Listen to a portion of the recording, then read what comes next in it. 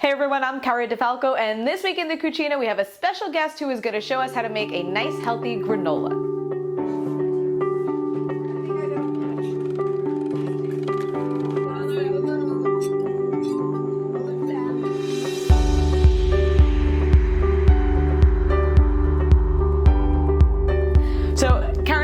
Is back from Appetites for Life. You guys might remember that wonderful soup she made for us in the fall. So she's back here in the wintertime helping us kick off 2017 nice and healthy. And you're going to show us how to make some homemade granola, right? We are. And this is one of my favorite recipes. My kids love it. My family loves it. I make it almost every single week. Talk to me a little bit about some of the health benefits of granola, because a lot of times people hear that granola you buy at the store is packed with sugar and to avoid it. So why making your own? Obviously you're eliminating the sugar, but what else can you add to it that makes it good for you? Yeah, well, you're not completely eliminating sugar because all granola needs some sort of sweetness, otherwise people don't like it. But yeah, the granolas that you find in the store, like 8 grams of sugar to maybe, up to 22 grams of sugar I've seen, and granola bars seem the same. So with this recipe, we're scaling it back to 7, which is about almost 2 teaspoons for the entire serving. The whole bag, okay.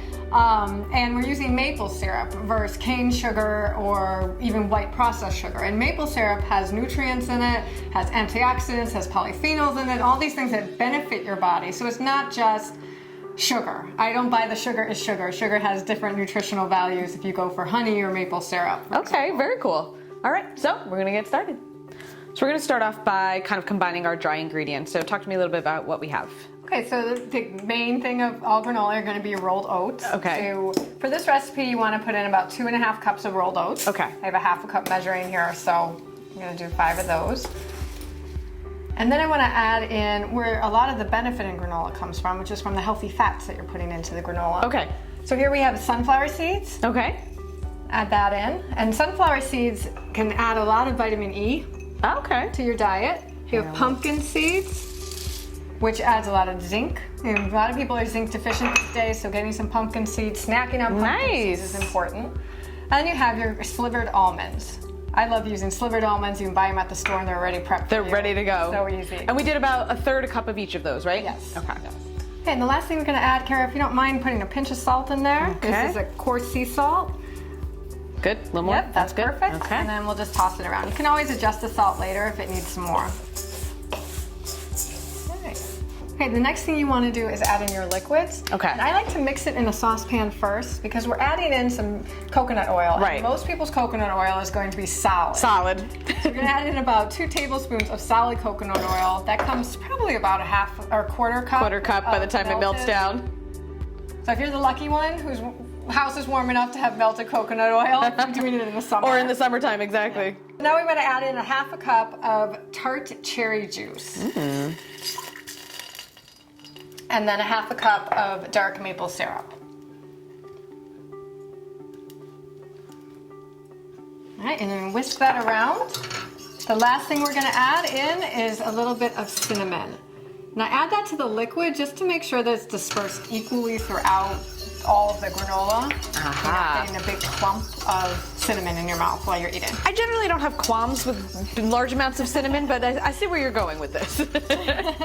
So you just want to whisk that until the cinnamon has dissolved, the coconut oil has all melted over, medium-low heat. Okay. When you're done with that, you want to pour that over the granola, the oat mixture, and then we're going to mix it all together. Okay. After you've mixed it, and it smells amazing in here yes, right it now does. from the cinnamon, we're going to put that on the parchment paper, the parchment lined cookie sheet, and then we're just going to spread it all around. And we have our oven preheated to 325. Exactly. You don't want to have it too hot or the nuts are going to burn. And that's a mistake often that you've made. I've even made when I was experimenting with recipes. And you find some things burn and some things don't. Okay, so you just want to spread that evenly. And go back and forth with your spoon. Karen, how long are we baking this for? First, we're baking it for about 20 minutes. Okay, so you want to set your timer for 20 minutes and then we'll move on to the next step. All right. So we just want to give you guys some other ideas because you say it, I say it. Recipes are just guidelines. You don't have to follow exactly what it says, especially when it comes to cooking. Baking's a little more specific, but if you don't like something or you like something else, add it in. So we're going to show you how to do the same recipe, but we're going to add in some chocolate, which is one of my favorite flavors. So we're going to turn it into a dark chocolate cherry granola. Exactly. So it's so simple. You're using the same technique, same base, same liquids, everything.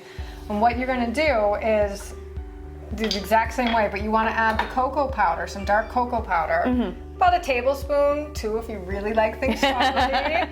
Add that right into your dry mixture. Okay. Okay, and mix that up. And then when you add your liquids, you'll see all that chocolatey goodness will start to happen. All right, and then same thing. We're just going to spread this out and bake it at 325 for about 20 minutes. Exactly. Yum. It's always easy to bake 2 different types at the same time if you're someone who likes different flavors because you're doing the same technique.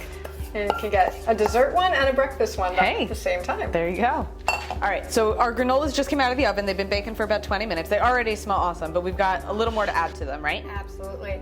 So you want to add your dried fruit. You use dried cherries in this recipe. You can use dried cranberries, you can use raisins, you can use whatever you want. But you don't want to add the cherries in the beginning because they can get burnt. So you want to do it just in the last 10 minutes. Move it around. Break up some of the clumps that are happening, which is the best part. Yes, it is.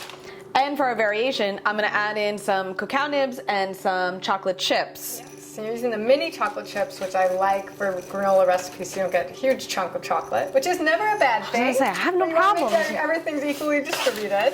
And I like this, so I've talked you into putting these in now instead of waiting, because I like the chocolate to melt because I think it makes a nice, gooey, nice clump. Exactly. And the cacao nibs are one of those things that people don't really think about. They're the start of chocolate. You know, cacao is where chocolate came from. And it's a very bitter taste, but the benefits in the cacao, you have a lot of antioxidants, a lot of magnesium and other beneficial things. So adding the cacao nibs kind of balances out the sweetness of the chocolate. The chocolate, yeah. And it's just good. So we're gonna put these back in the oven at the same temperature for about 10 more minutes. Okay. Okay, granola cool. It smells amazing. We keep going like this and sniffing our little snack dishes. Karen, thank you so much for coming again and sharing this recipe with us.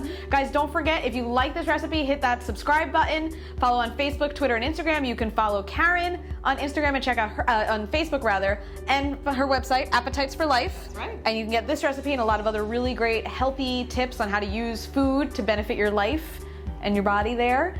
And of course, we just cook all day here in the Cucina. Thank you once again, Karen. I'll see you guys next week. Bon appetito. Bye.